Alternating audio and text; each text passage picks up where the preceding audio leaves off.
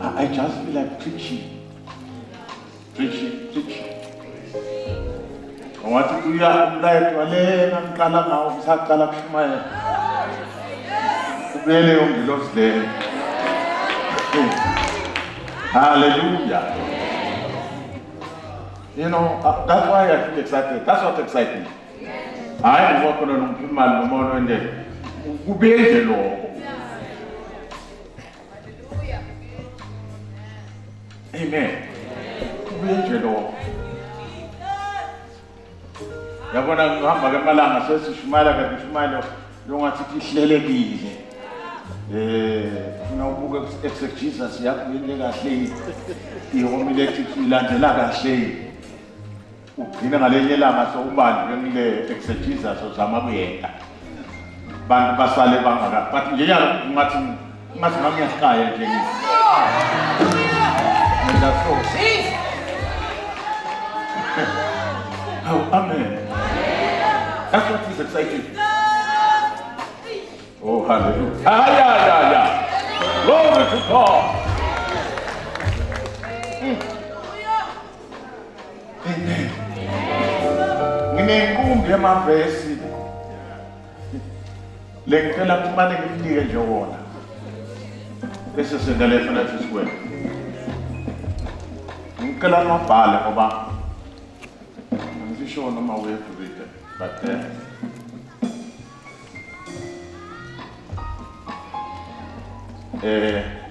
ngoshumayela le nshumayelo le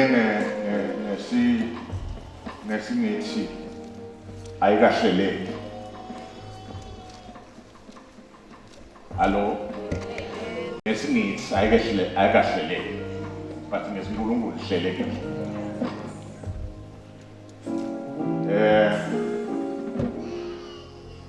Sitodlala esihle. That's the focus. But angifuni usale. God has something for you individually. God has something for you individually. Kutaya ke ngekuthi uphethe i-visitors come. Nomphethe isikotela. Nomphethe ibhakede, nomphethe umdraft, nomphethe ipipe khona ngithi uthuluke. Lelo kuyangiphatha mzalo. Angakho ukulala. Ilivesi lesipho senkosi base Korinte beqala. Sahluko sika 11. Ya, mhlawumbe sibafunde into sinasikhuluma ngiyacela i-media isibimele lamavesi onke lemntawasha ngoba ngifuna ngikhuluma bese wena uyakhonekita noma ngiqala phansi noma ngiqala edu bese uyakhonekita but connect into loyibonile. 1 Corinthians chapter 11 verse number 23 to verse number 26. Ngiyacela libahlale ngenyawo sifunze kanye kanye. Ngathi noma sitawubona ngoba leti green leti nkulu basa baba kaMedia khona lokushile nkonje tingasebenzi. Niyakhona kubona? All right. Sitawufunda 23 down to verse number 26. 1, 2, 3, go.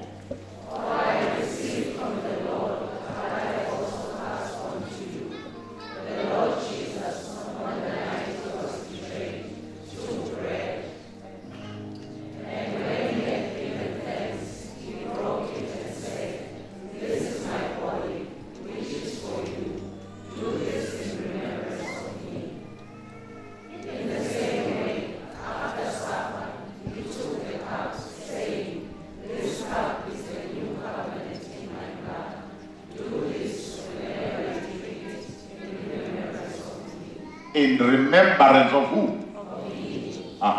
Yes.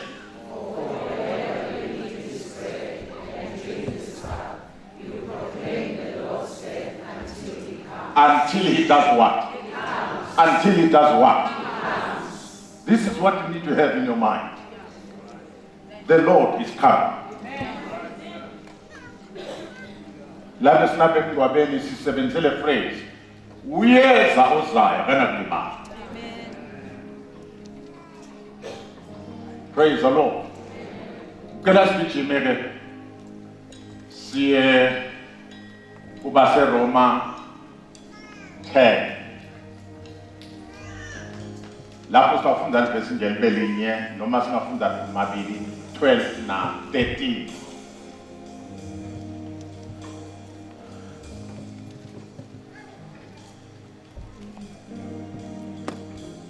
One, two, three, go. Media ni kuphi ngoba ngisevedana. 1, 2, 3, go.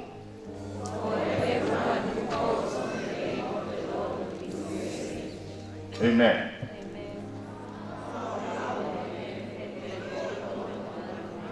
Media, kela ukubambisana nami. Ngaphatha msingilosi. Ngithi 12 na 13, angathi ngiya 14. It's 12 and 13. 12. For there is no difference between Jew and Gentile. The same Lord is Lord of all, and riches for all who call on him. Yes. 13. For everyone who calls on the name of the Lord will be saved. Everyone who calls on the name of the Lord will be saved. Hallelujah.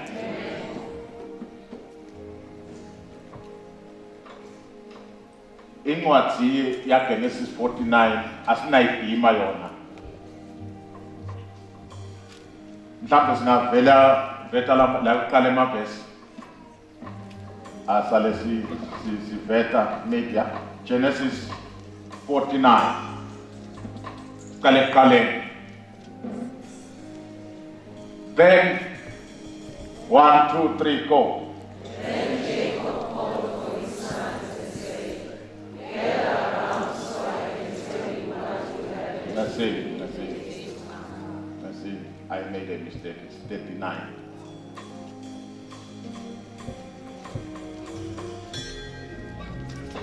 Yes. 1, 2, 3, go. Now Joseph had been taken down to Egypt.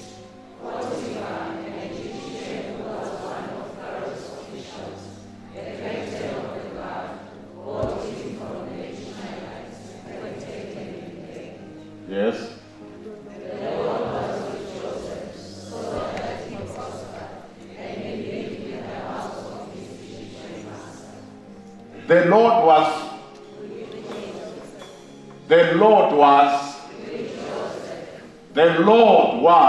with Joseph. Aha. Ekugcina ke emavesi balabanye ngiyababona sebaqhubate. Isaiah 53. Sizafunda verse 1 to 5.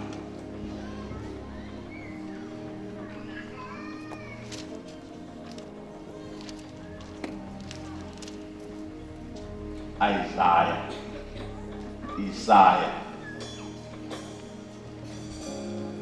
1, 2, 3, go.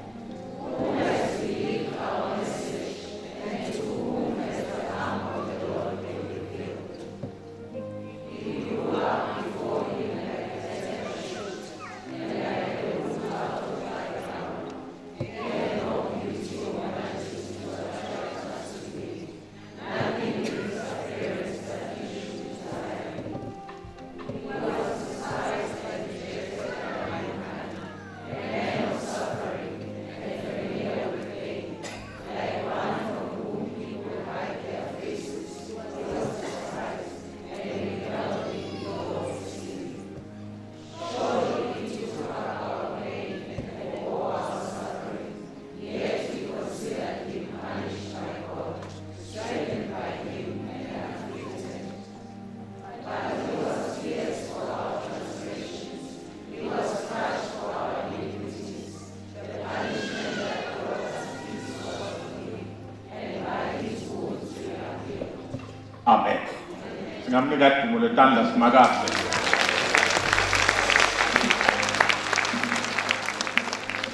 Sengishito ke bangcwele. Lama verse lawa asisekelo sale nkonzo lesingena kiyo. But I want to make some few comments. Nangabe ngakalithinti lelinye verse engishito, don't be bothered. Read it at home. Siyakuhlangana nabakithi ekhaya sohlabelela. Hallelujah.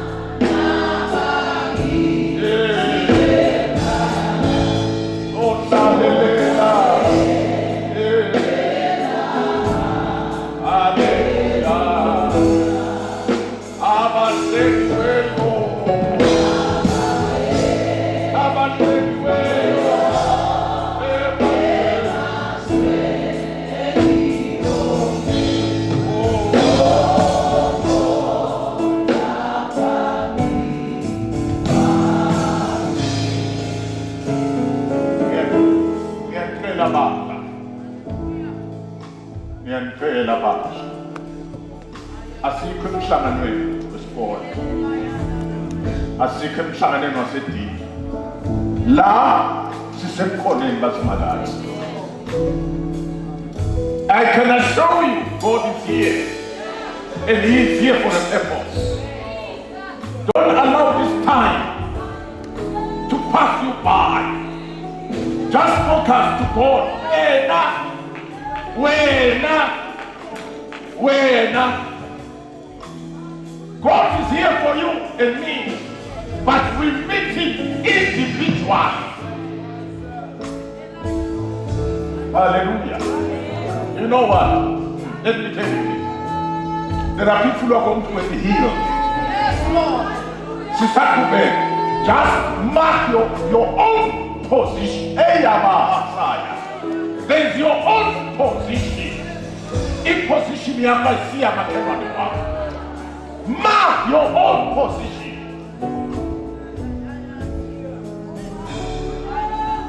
Oh, hallelujah. Siyakuhlangana. Siyakuhlangana.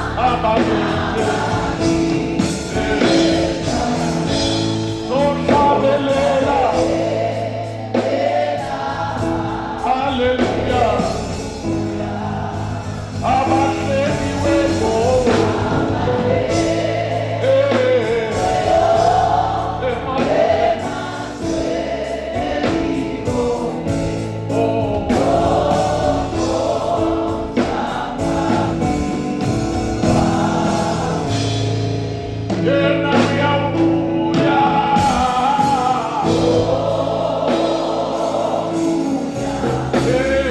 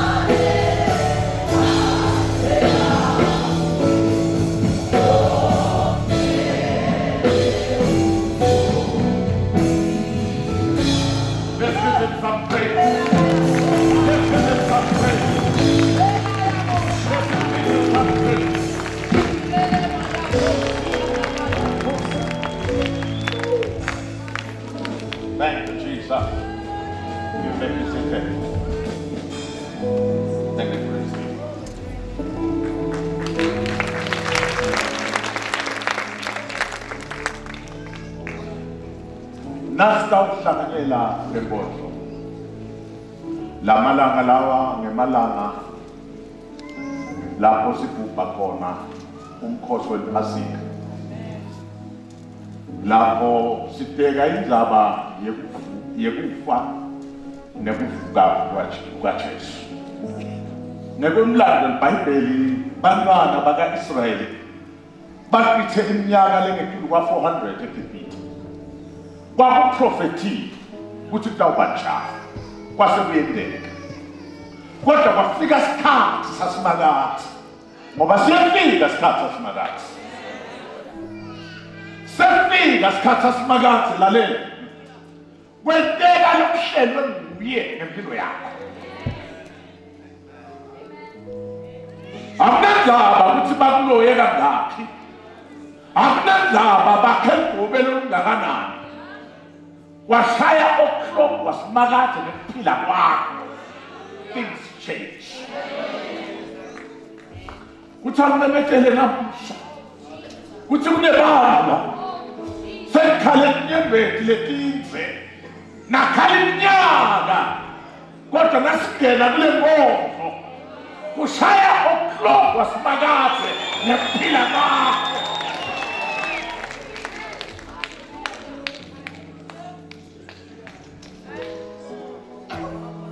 Shaya okuhloko wasimakade uyawumangala wena. Namkhola losimakade lengikhuluma ngayo utawumangala tinto tizivese.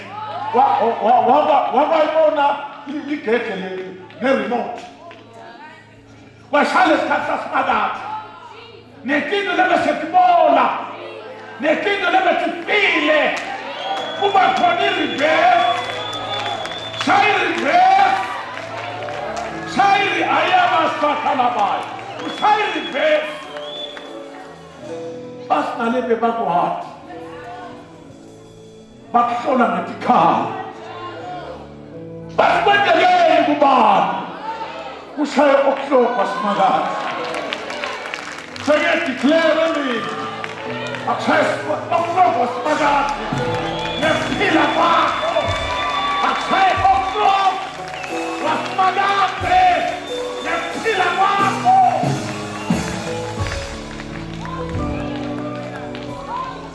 Ayakakalabaya akushaye okuhloko ngephila kwakho. Labakuka kubamangale hawu nemntwana lazwane, umntwana lazwane kwendekeni shaye okuhloko washaya okuhloko. Lalela kutawushinga thina Lazaro nakafile kwathi wasethi 40 insuku malabanye amagama sawuyanuka lethuba lephila lisekho.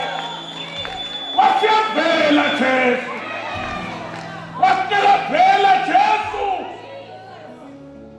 Lephuma laphela lagcinya kuphela washuma ema-ligaments nema-tissues emzimbeni. Kwenzenjani fike okuhloko wakhe.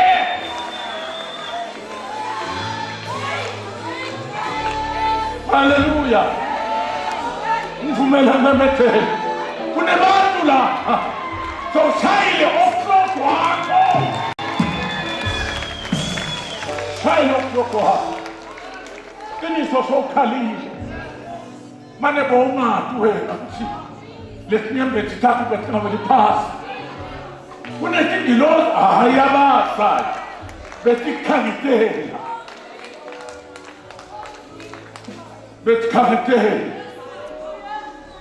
betikhangetela setipresentiwe phambi wayifunda incwadi esambulu yafika yasebenini yenkulunkulu ungake uphithitele tithente yasebenini yesimakade yasebenini asukume nkulunkulu emenetinyama. Hawu amen. Lalela lalela lapho Isaiah kani primele Isaiah 53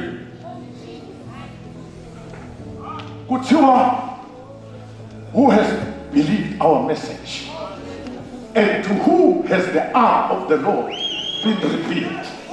Ngicela ngishiya le message nami ngikunalo umsho wesibili akuthule nkonzweni.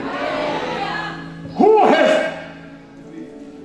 believed okokuqala bese kuthiwa whom has the arm of the Lord been revealed. Ngivumele namhla kulokuthi hayi bazalwane msekhona ngithile leswathi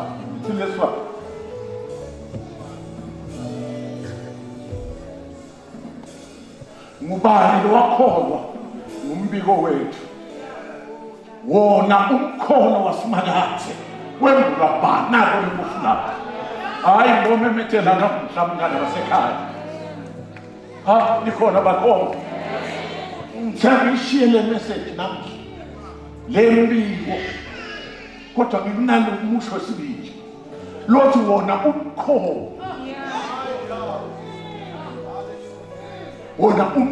wasimakathe wembulwe kubani umkhono wasimakathe the arm of the Lord. Lalela umthandazo wami namhlanje mfushane uthi may the arm of the Lord be revealed in your life. Umkhono wasimakathe ngokuthula ngozweni. May the arm of the Lord noma lokhona la may the arm when the arm is raised, when the arm is lifted up, when the arm is lifted up, lalela neminyaka lesikhona iyabuyisela empilweni yakho nephakanyiswa ngomkhono. Lalela nokuthela uyathi na uphakanyiswa ngomkhono emehlo ami abesayathathwa ayele Genesis. LiBhayibheli lithi Josefa abe ngumfanyana wase Josefa balijala emaphupho waphupha Josefa.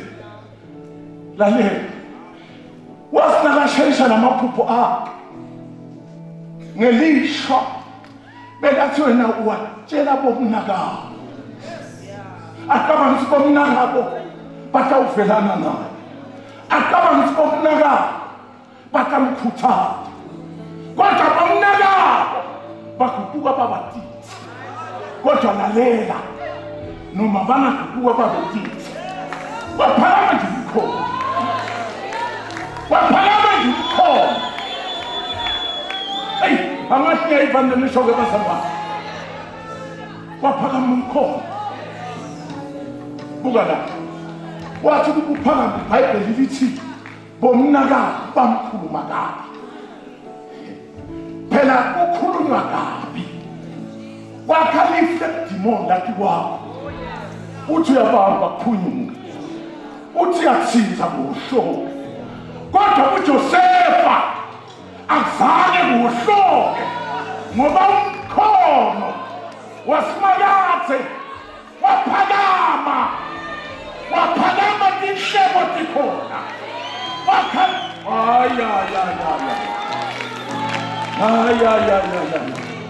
nisamipha masabana waphakama tinhlebo tikhona. Lalela uyawuphumelela sola uphakeme umkhono. Awukhona makhono kungathi nathi namusha nawe wathandaza umthandazo uthi uNkulunkulu phakamisa umkhono kuwe. Lalela bamthatha Josefa bamjikishela emgodini. Buka la lokumfaka emgodini bebathi bayamlimitha. Usunamini bebathi bayamlimitha ngoba ininzi bekangayibona, inyakatho bekangayibona, ishonalanga bekangayibona, impumalanga bekangayibona. bayamlimitha. Lalela, ngelishwa labo bathi bona balimitha umuntu. Abati uthi ingalo kaSimakaze imphakamele.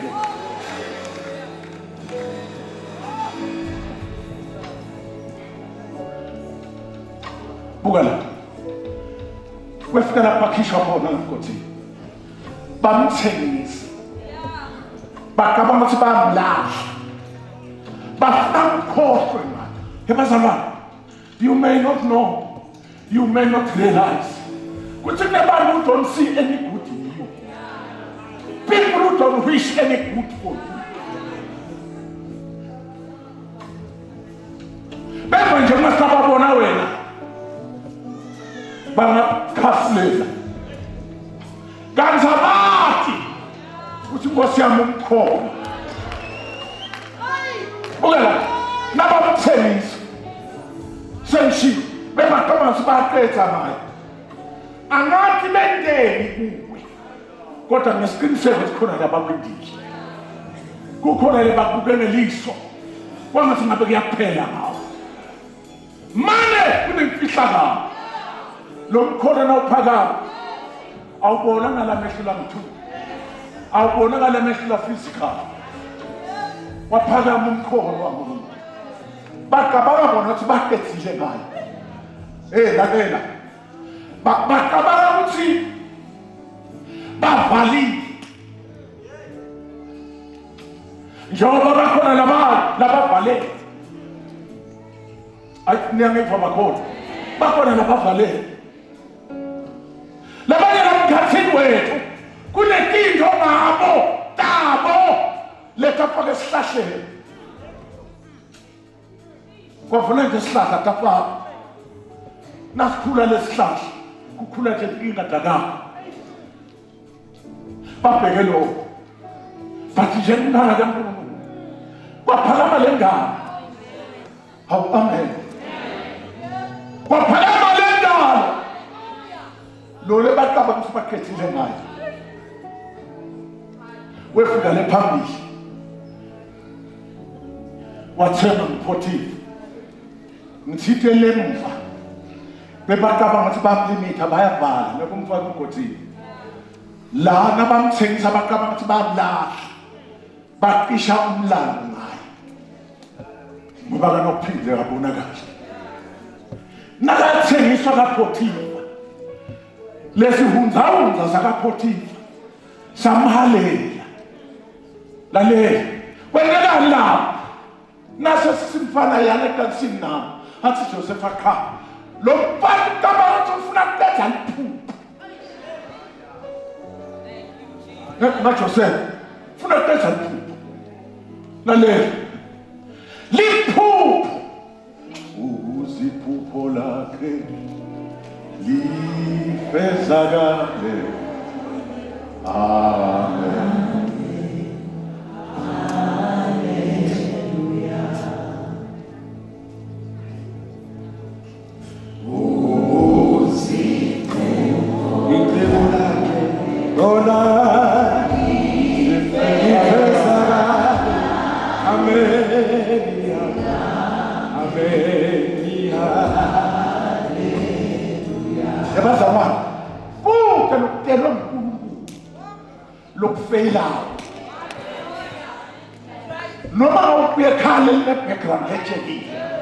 The fact that you are here, it means God has a dream and pillar. No more talent water. We should know what. Lalela, angeke ngikufile. We should know what pipe. Lo efika ngayo. But when you were ordained in heaven.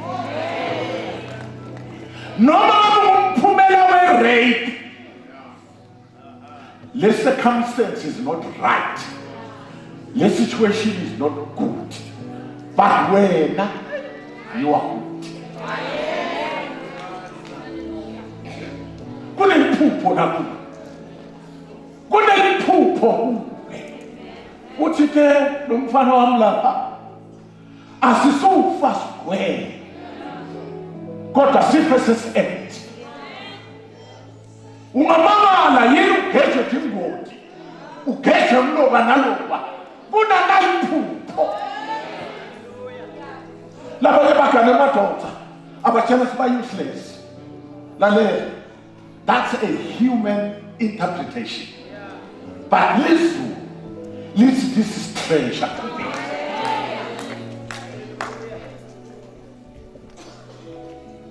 Kabanga ungaphotifa ukuthi ufuna kuqeda iphupho. Sandla sasimakazi, umkhono wankulunkulu waphakama, wathi ukuphakame. Lalela, waphunyuka Joseph, wasinakaphunyuka kulokuvinjwa kwephupho lakhe, wathatha wayawuvalela ejele. Kanti lokufakwa ejele sitepisi sekwenyuka, athi umhlabelele konke kudithula tekumsida. Kungakona umngana kaNkulunkulu noma sowuselusizini yakhala ngathi imbili ngathi inzalo. Don't worry, phakema umkhono wasimakade ngokuphila kwabo. Nakaphuma ejele, hayi amakholelo enkuluma nawo ngathi ungabolekile na isenambazalwane. Nawufunda le Bhayibheli lithi le ndoda liyaphuma sekushe iphupho layo, yabela esigodlweni. Wakhuluma nawufunda ngesingisi, labo me bangu-4. Remember me, talk good about me, tell Pharaoh about me 4 times. IBhayibheli lithi asabuyele le ndoda yakhohlwa kwaphela 2 years. Lalela, kuthi udeleyile akusho ukuthi udinayile. Khona wasimakade waphakama, wasinawuphakama. Wabona uNkulunkulu ukuthi naso lomsebenzisa lama-channel uthi awudelay, ngoba waphakama nomkhono neprotocol yephupho. Oh, amen. Waphakama umkhono neprotocol yephupho. Babona uNkulunkulu ukuthi lamajale ebonwasebenzisa na wasuke saliphupha enkosini qobo, yaba restless. Buka la, wasina sefikile Joseph asalandile, kwathiwa ngubani singamthola. Up to now, nothing good has been said about you. But I want to tell you, your time is coming. Your time is coming. Singamthola umuntu nje lona moya, ngoba lo moya wenda umuntu ehluke kulabanye. Yavela le ndoda yafika lapha esigodlweni, yashaka ibala. Angimathi i-economy bekayifundele kuphi, but washaka ibala. Kwavela inhlonipho lemangalisayo, wahlela tilo ngabolonina. Kwenzenjani umkhono wasimakade? Nasi kuphi umkhosi wa-Good Friday? IBhayibheli lithi wabejatha ubuhlungu bethu, wabethwala uthakathaka bethu. Nasibuka yena kwakude lokungasikanga. Le ndoda lebeyitayele mfizi bese kuthiwa lokuthula lesinabo, kungoba buhlungu babasemahlombe akhe noma emtimbeni wakhe. Nawufunda umlando-ke ngalokujeziswa kwemaJuda asebenzise emaroma ikakhulukazi, lokho kumshaya lapha phambili kwakunethi force njengoba ngendlela etandla kamso kwakunethi force lele bese silapha ekugcineni kwalethi force kwakufakwa kunye kwalupili tinsimbi letincane nato kunegobana lapho sitho tinsimbi kubato emathambo thide so that nabamshaya Jesu bamupha letinsimbi noma lamathambo afika thinta athi nda kungathi kukhishwa kodwa bekudoswa kuthi kungathi nda bese kuyadoswa kuthi kungadoswa kuvule umsele lamdibelo wakhe ngiko labanye abakhuluma singisi bathi he was plowed walinywa nakalinywa wachitheka ingadi nalezi kunengadi kunanomsele wekulinywa le ngadi takes care of our sins kude bantu abakethu uhlobo lwesono lolungathethelelwa eKabujesu noma emhlabeni ungathiwa wena usigama kwedlula igama, but there is forgiveness in Jesus.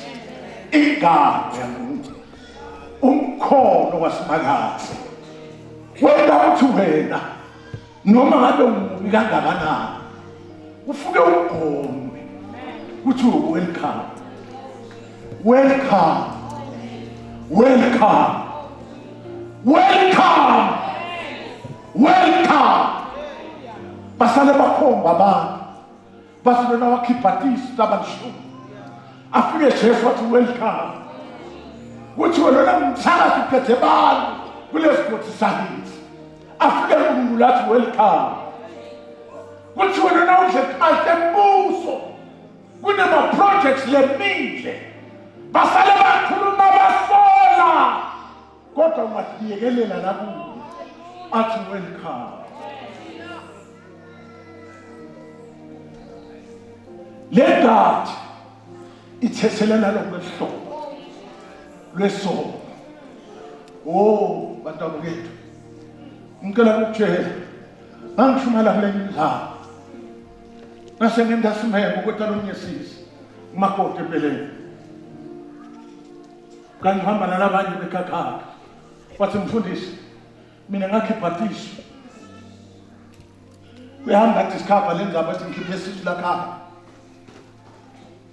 sahlala phasi njengemndeni sayikhuluma sayilungisa kepha nempesa sokuyangilahla ngathi mntwanami ngindabona ngeke ahlala ngakulahla nempesa ngoba wayilungisa ngebantu wagcina nabo kukhona lababhula amakhulu lesingawaboni laqedwa yindzaba yokukhuluma kuphela kodwa kufuna kuhlala ingadi etukwemaqala akho bese indaba yakho iyaluka lalela kude sono lesehlula ingadi bese uthi lemvimbo lemsele yephila emtimbeni ngiko iBhayibheli lithi by his stripes we are healed. Hayi ngiyiva bazalwane ngemvimbo yakhe lalela angenzaba nomthandazelo wangaphili akushintshe lokhu lemvimbo yephila incwadi yaDaniel ishela ukuthi Daniel akathandaza the very moment athandaza kwevakala ezulwini nempendulo yakhishwa kodwa impendulo yabanjwa emkhathini ungangukuthi ukuthi ibanje isikhathi esingakanani lalela yabanjwa Daniel 21 days Kodwa nawe encwadini yaJohane chapter 5 le ndoda beyihleke ngaseThemini yaseyigule 38 years. Noma igule isikhathi lesithe kangaka waphakama umkhono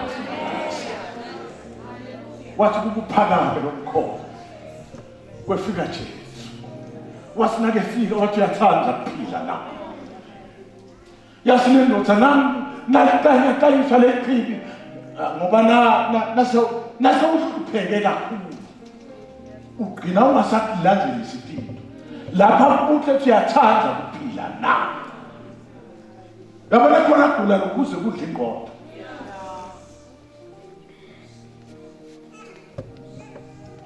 uyathanda ukuphila na kuthiwa ukuthi uyathanda ukusindiswa na yasukude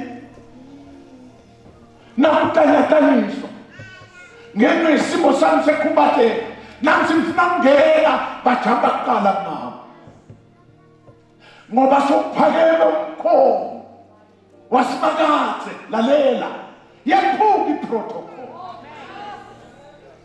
ngiyathandaza emini ekhambeni likaJesu ayephukele iprotocol namuhla ngenxa yokuphakama komkhono wasimakathe ikwephukele iprotocol batamuta labayo bandeke nini ngoba bathi bona sifuna kuqale kude lo wena bakhanda sokujabule songekhathi kwente njalo. The arm of the Lord has been raised. Lepase Roma ke bantu abakithi. Kuthiwa wathi ukhona njalo. Kungekho lo shumayela. Bese kuthiwa batawushumayela njani? Bangakabito. Ngeke ngakhuluma lapha ngakuyibona ukuthi. Ngifuna kusho lo. Ebazalwane. NgekwesiBhayibheli awuliholi libandla ngesipho. Libandla ulihola ngelubito. Banele banetipho kodwa bayingosana labaziti.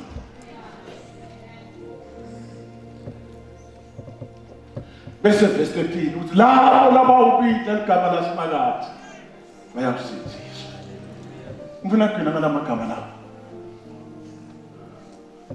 Everyone who calls on the name of the Lord will be saved. Leli gama la salvation nalikungisho kahle lisho i-deliverance. Nangikhuluma nge-deliverance ke bantu abakithi angikhulumi ngalokuyisana lesigijimela from tent to tent. I-package le i-package uthi ungefika la kunelikamelo lensindiso, kube nelikamelo lokuphizwa, kube nelikamelo lokuphunyeleliswa, kube nelikamelo lokuvikela. Hayi bantu balapho engikhuluma nabo lelenda Sathane nathi yabhreka uNkulunkulu ngajonga wathi bongamvikela yini ngaphandle kwesizathu. Lo wathi ngeke Jobe ngilothu umvikele.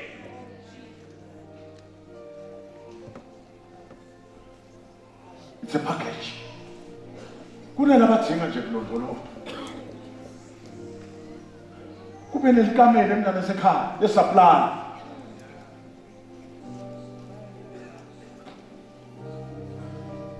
Kube nelikamelo akusabe ngabaza abantu. Lembeleko nje. Lembeleko nje. Kamelo lembeleko. Kube nelikamelo lemshado konke kukhona la.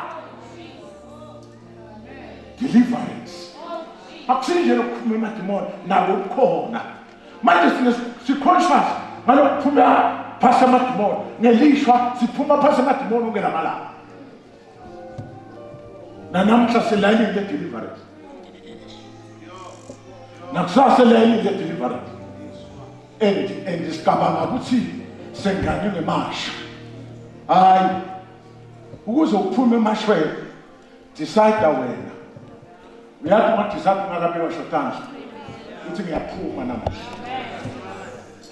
Ha, athi Satan phishwa yini ngoba kuthi lokuthandazela uthi ngenxa yezwi. Kusho nini? Ngoba faith speaks. Ngifuna ukuthandaza kulesikhathi. May the arm of the Lord be revealed upon your life.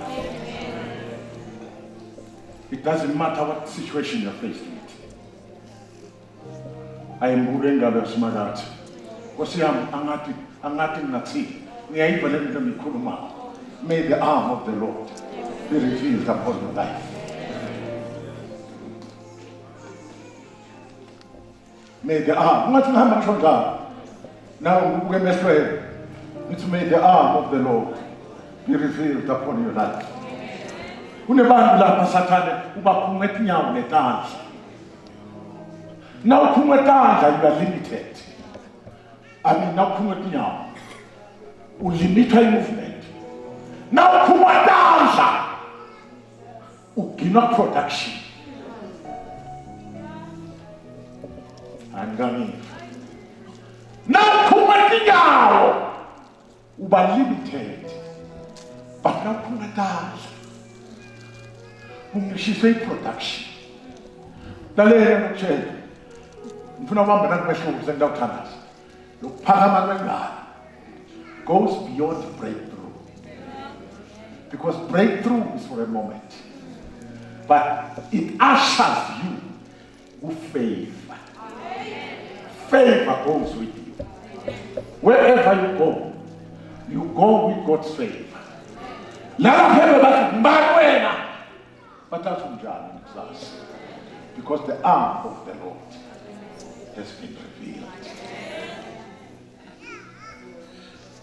Tell us what the message has. Oh, hallelujah. Hallelujah. Amen. Hallelujah. Yes, God.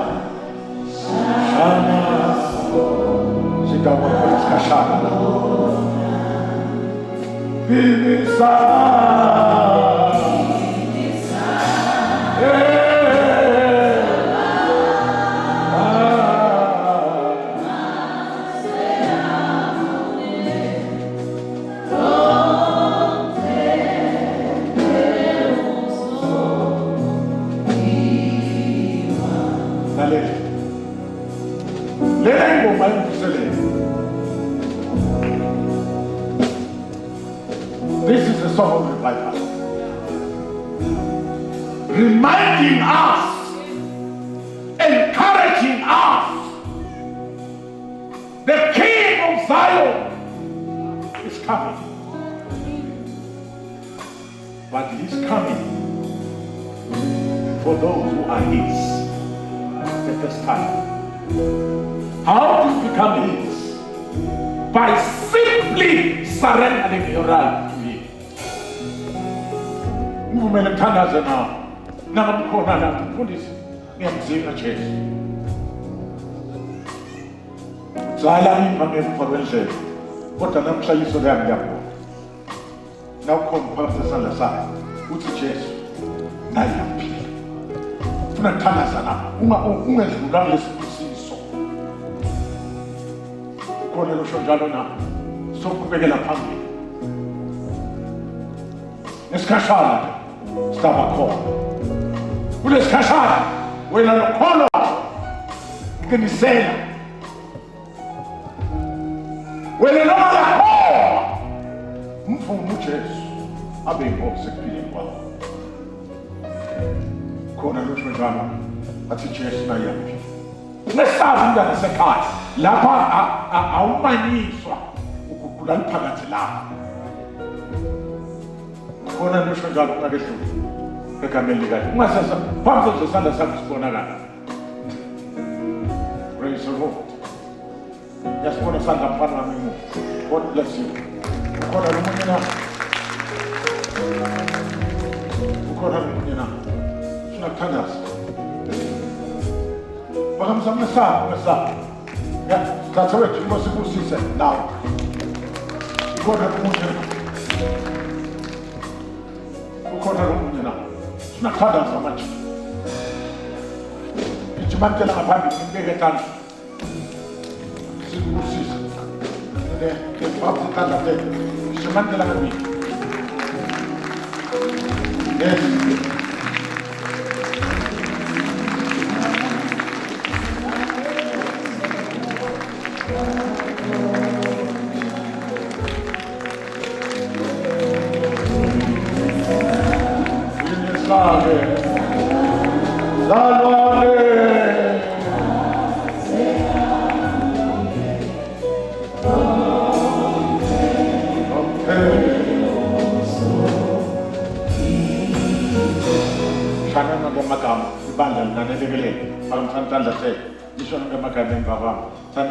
Jesu siyabonga livi lakho lithi lokholo ngenhliziyo uthi wena wafa wavuka uyaphila abesuvuma ngemlomo kuba kusinziswa siyakholwa enhliziyweni lethu uthi wena wafa wafela emaqala akho ngithatha impilo yakho iba yami namuhla ngithatha impilo yami nginikela kuwe ngithi Nkosi ngigeze ebubini bami ungithethelele emaqala akho bese ngiyabhalwa encwadini yokuphila. Ngiyabonga Jesu, ngiyakholwa enhliziyweni, sengiyavuma ngemlomo. Amen. Babothandekayo nabalabala ababili bavuma ubukhosi babo babusise egameni likaJesu. Amen.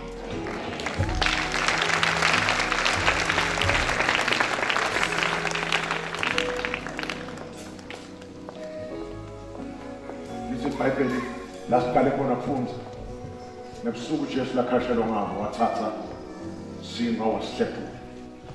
For convenience sesihlehuliwe lesi sishito sakhaza ke ukuthi evelelwe singa asisikwa kusisika is equal to killing a person.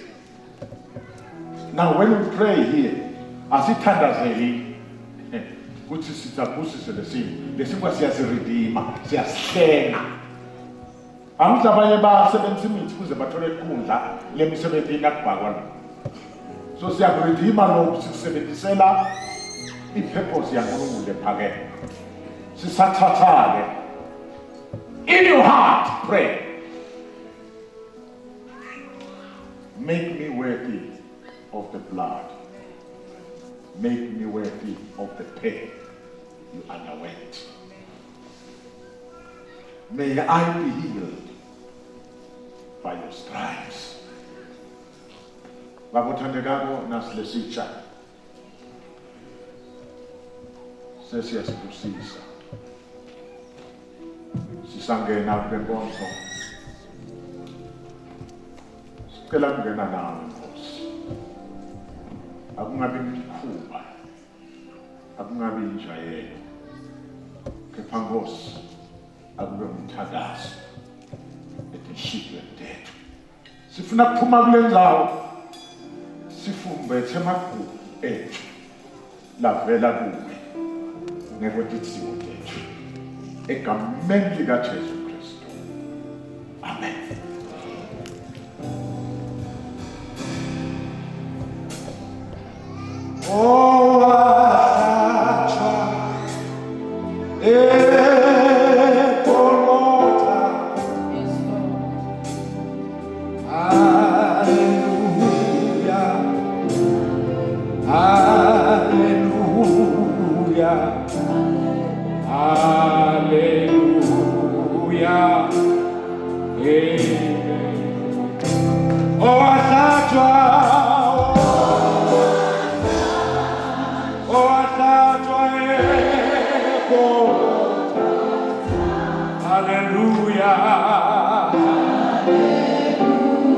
Hallelujah.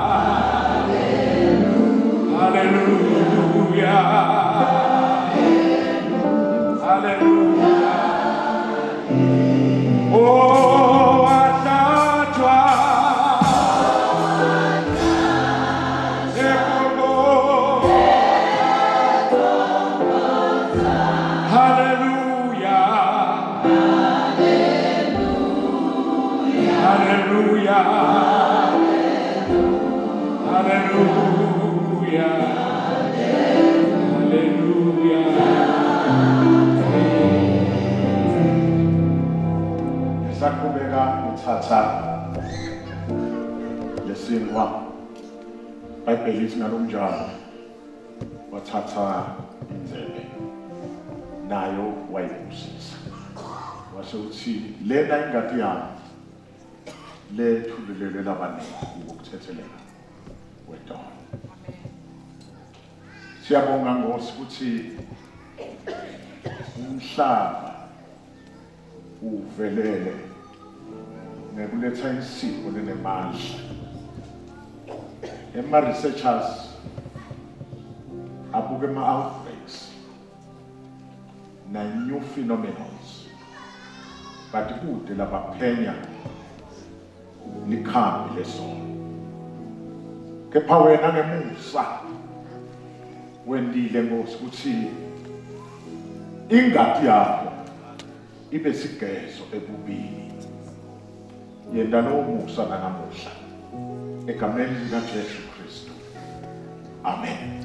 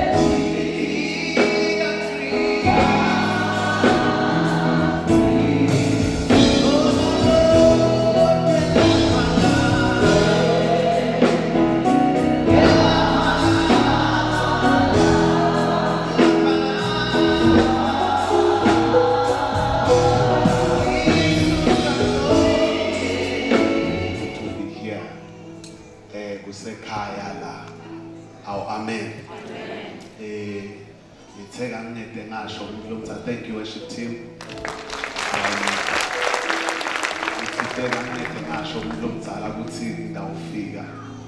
Angivele kube yi-surprise. Kulesinye isikhathi uma lo mkhakha wethu wekushumayela kungakumisisha nje intfo leticondzene nawe ngenxa yokuthi uvelile. Amen. Ugcine ungawatholanga le kaXhosa la sibuye sishumayele khona bathe ngemaqithiqithi ema-goodies.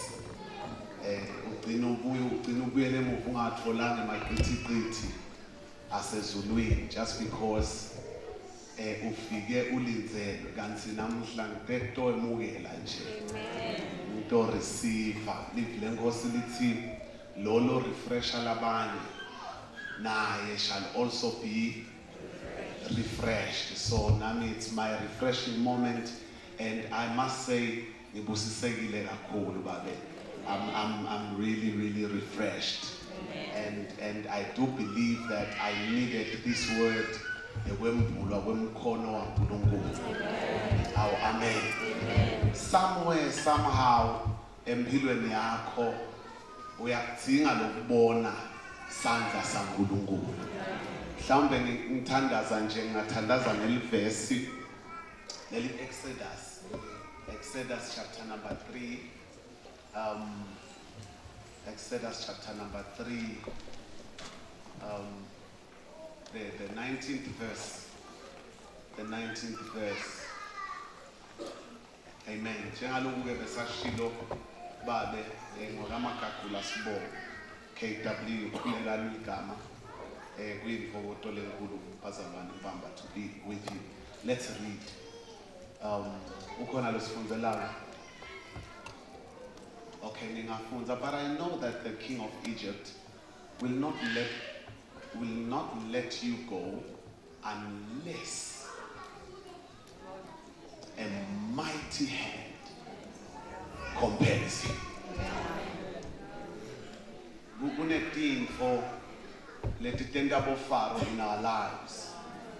Let it stubborn, God-knowing Pharaoh. Wathi ukuthi angeke akhishwe buciko bemali. Ngeke akhishwe ukuthi sekuvele Moses wemaphambi kwakhe. But udzinga intfo lengekutulu kwekuvela kwemuntu. Awuligama lenkosi alibonge.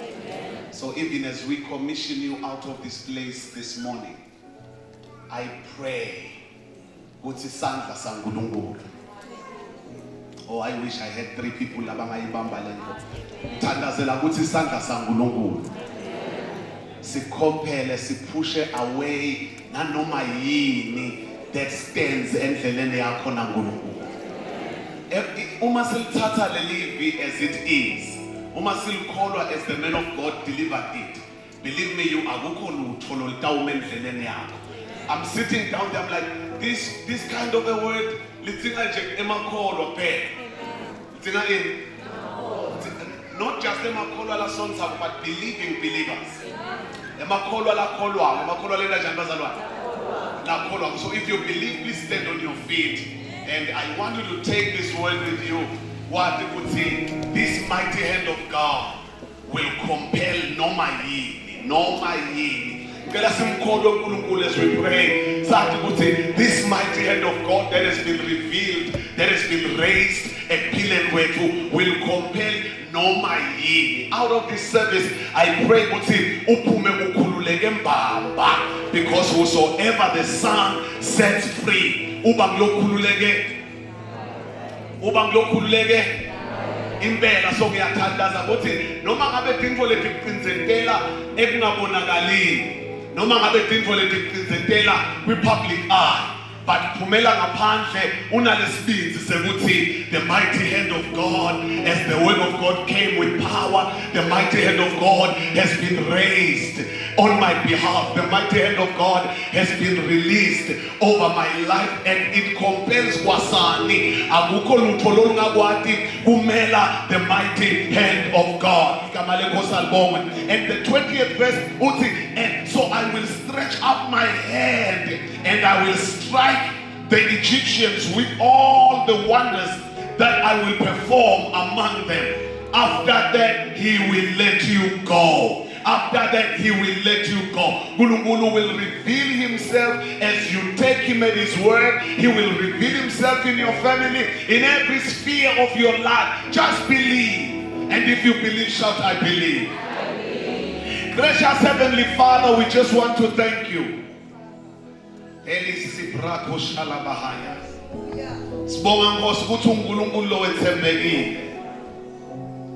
you for speaking to us in such a manner.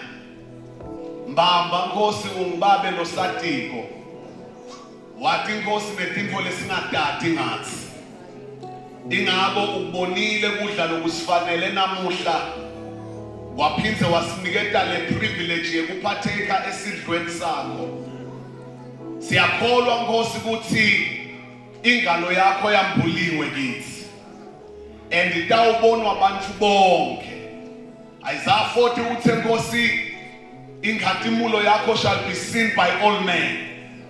Kungumthandazo wethu Nkosi, as you have spoken through your servant, that as silikholwa livi lakho silibone lisisebenzela ngoba liyabasebenzela abalukholwayo.